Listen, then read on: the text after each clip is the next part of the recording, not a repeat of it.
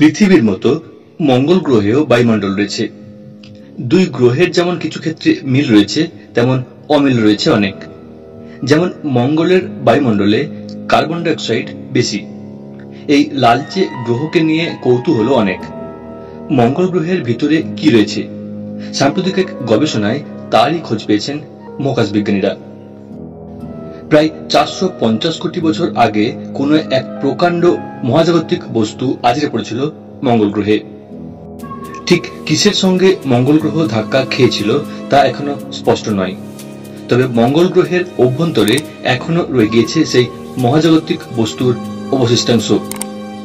কোনো গ্রহকে গঠনের দিক থেকে সাধারণত তিনটি ভাগে ভাগ করা হয়: গ্রহের একেবারে কেন্দ্রভাগ বা কোর, পৃষ্ঠদেশ এবং এই দুইয়ের মাঝের অংশ বা ম্যান্টল।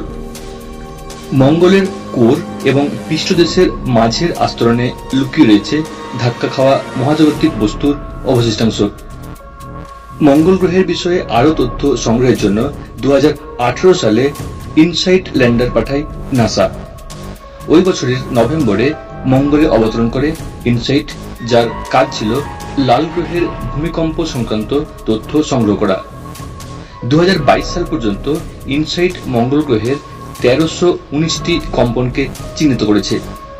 তা থেকে প্রাপ্ত তথ্য বিশ্লেষণ করেই মঙ্গলের ম্যান্টলের বিষয়ে নতুন তথ্য খুঁজে পেয়েছেন মহাকাশ বিজ্ঞানীরা। ব্রিটিশ মহাকাশ বিজ্ঞানী কনস্টান্টিনোস চার্লাম্বুসের নেতৃত্বে একটি দল মঙ্গল গ্রহের 8টি ভূমিকম্পের তরঙ্গ বিশ্লেষণ করেন। ওই গবেষণায় উঠে এসেছে, সৌরজগৎ সৃষ্টির আদি লগ্নে বড় আকারের একটি মহাজাগতিক বস্তু আছড়ে পড়েছিল মঙ্গল গ্রহে। বিজ্ঞানীদের অনুমান, সেটি উল্কাপিণ্ড জাতীয় কোনো বস্তু হতে পারে। ওই মহাজাগতিক বস্তুর কিছু অংশ মঙ্গল গ্রহের ম্যান্টলেও ঢুকে গিয়েছে এবং তা এখনো টুকরো টুকরো অবস্থায় ছড়িয়ে রয়েছে। মঙ্গল গ্রহের ম্যান্টলে প্রায় 4 কিলোমিটার অংশ জুড়ে এটি ছড়িয়ে রয়েছে। বস্তুত সৌরমণ্ডল সৃষ্টির লগ্নে মহাকাশে এমন অনেক বস্তুই গ্রহগুলির সঙ্গে ধাক্কা খেয়েছে বলে মনে করা হয়।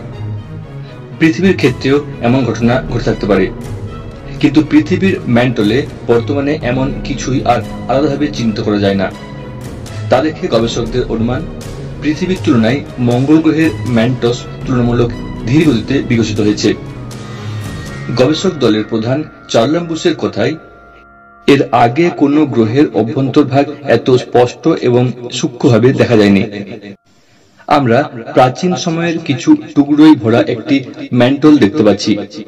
সম্ভবত মঙ্গলের ম্যান্টল তুলনামূলক ধীরে বিকশিত হয়েছে, সেই কারণে এই টুকরোগুলি এতদিন পর্যন্ত রয়ে গিয়েছে। পৃথিবীর ক্ষেত্রে এই ধরনের ঘটনা আর দেখা যায় না।